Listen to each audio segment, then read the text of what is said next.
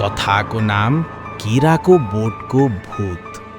शङ्खुवा सभाको टाढाको गाउँ खादबारी भन्ने ठाउँमा पुरानो जङ्गलको बीचमा एउटा पुरानो घर थियो। त्यो घरको पछाडि हावाले सुसाउने किराको बोट थियो र रातमा जब सबै निदाइरहेका हुन्थे त्यो बोटहरू आफै हल्लिन्थे। कसैले छोइ नसक्दा पनि भन्दै आवाज आउँथ्यो। गाउँका बुढी आमा भन्थिन् ती बोटहरू भूतले रूपेका हुन्। हरेक बोटमा एउटी आत्मा बाँधिएको छ। तर एक युवक मणिराज त्यो कुरा सुनेर हाँस्यो।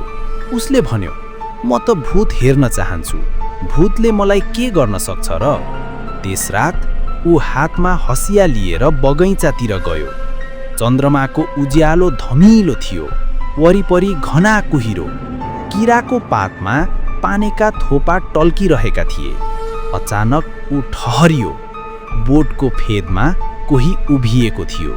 सेतो लुगा, लामो कपाल, टाउको अलिक तिर्छो। त्यो केटीको अनुहार कालो थियो तर आँखा रातो रातो बलिरहेको थियो। केरा काट्न आयौँ?